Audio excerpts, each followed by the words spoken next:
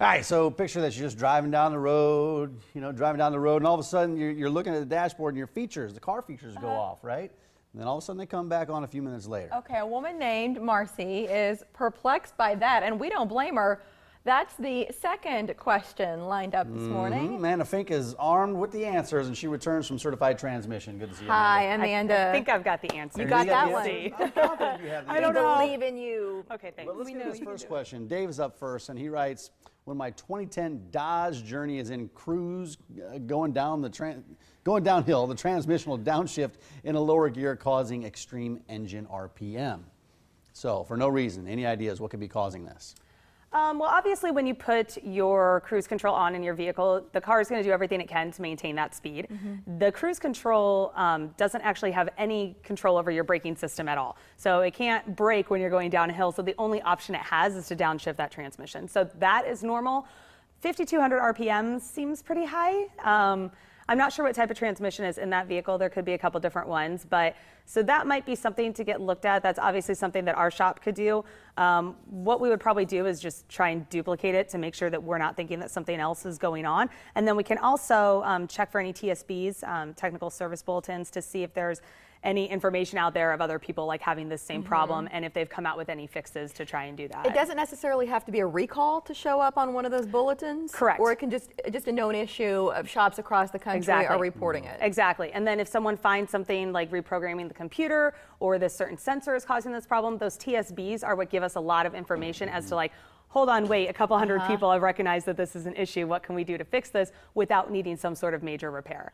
Sometimes it does. Something like this, probably not. Okay. Yep. Marci is who we were kind of talking about off the top there. And her question is, sometimes when I'm driving my 2006 Pontiac Grand Prix down the road, the radio wipers and interior fan will all cut off at the same time for about 2 seconds. Then they all come back on at the same time. What could be causing this? Well, that's a good question. I should just bring like a magic ball and we should see what it comes up with. Or we could do one of those magic 8 balls and just have some fun. That would be hilarious. I might bring one next time. I wish I had a crystal ball at my shops, and it would save everybody a lot of time and stress and pressure. But probably what's going on with this is that it's probably losing battery power, and being that it goes off all 3 at the same time and on without having to like touch anything or move anything, probably looking at something electrical. That can be a good or bad thing. The good thing about electrical problems is that they're usually not super expensive. Pretty much all it is having to do labor, and there's probably like a bad ground or a bad wire or a bad connection. Something might just have like wiggled loose even. There could be something as simple as that. The problem is sometimes they can be super frustrating, like a needle in a haystack. And like these, I mean, you should see these wire diagrams of all the wires and electrical components in your vehicle. I mean, they can be really complicated. So probably something that's gonna have to go to a shop. My shop can't do something like, we could do something like this, but we don't because we only focus in transmissions. But probably a good general repair shop could look into this for you. Hopefully, I mean, sometimes electrical issues are just about luck. Like it just happened to be the first wire they checked, and that was the one that was wrong, and it only cost you an hour of labor, and it wasn't too bad. And sometimes it takes longer, just depending on what it is. But it's hard to diagnose those things by yourself, trying to find that electrical problem, trying to sniff that out. And you don't want to cause other issues if you don't know exactly what you're doing, and it can be kind of dangerous too sometimes. So, yeah. All right, third question, final question from John. In my 2005 Dodge Stratus, my driver's side front and back blinkers are going extra fast. The lights work fine, and the passenger side is normal. Do I just need to replace them? Well, he's absolutely right. I mean, we all know that when your blinker is going double speed really fast, that most likely it's telling you that you have a bulb out. Being that it's still on, it could just be that he has like a bad ground.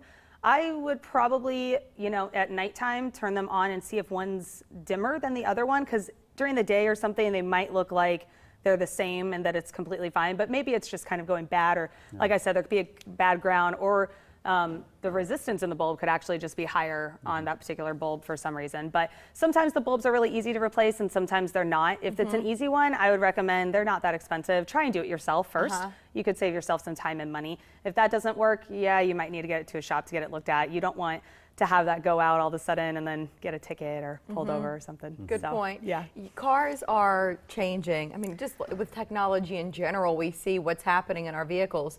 Continuing education is so important so that no matter which car comes into the shop, you know how to handle it. And so you've got some big event that's coming up this fall, and you're sending a number of technicians to it. What's going on? Well, cars, just like computers, like our phones, like everything, they're just getting more and more complicated. I mean, they're actually putting computers inside transmissions now, which is just kind of like mind-boggling.